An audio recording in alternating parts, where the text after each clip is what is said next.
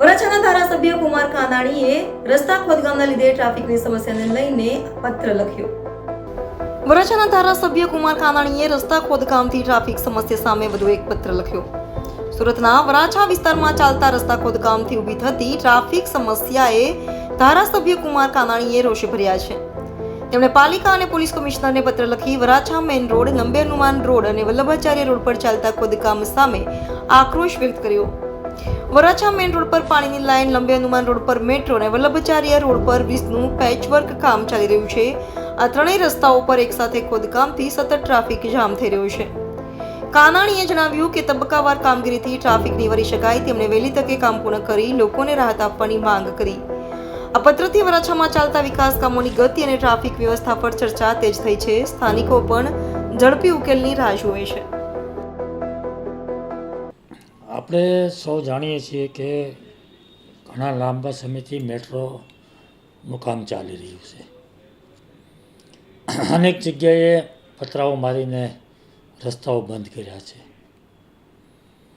છેલ્લા 2 મહિનાથી Varachha main road પર ડ્રેનેજવાળાનું કામ શરૂ થયું છે, જે મંદ ગતિએ ચાલી રહ્યું છે. હમણાં જ પોલીસનું કમિશનરનું જાહેરનામું આવ્યું છે. પોદ્દાર આર્કેડ સુધી રોડ બંધ કરવામાં આવ્યો છે. વલ્લભાચાર્ય રોડ પર બ્રિજનું કામ શરૂ થયું છે, ત્યાં પણ રોડનું ડાયવર્ઝન આપવામાં આવ્યું, ત્યાં પણ રોડ બંધ છે. એટલે આખાએ વરાછાની અંદર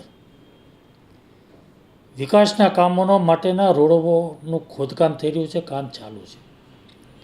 વિકાસનું કામ થાય એ જરૂરી છે.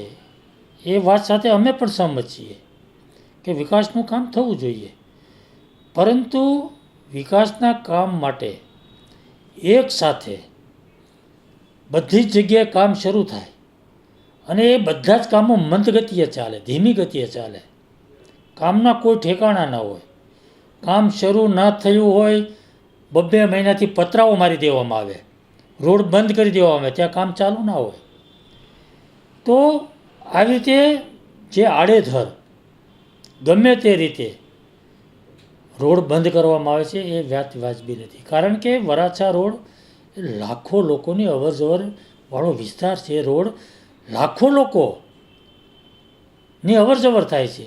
હવે બધા જ રોડ બંધ કરી દઈએ તો લોકો જાય કેવી રીતે, ચાલે કેવી રીતે જાય, અને ટ્રાફિકની સમસ્યા ઊભી થાય.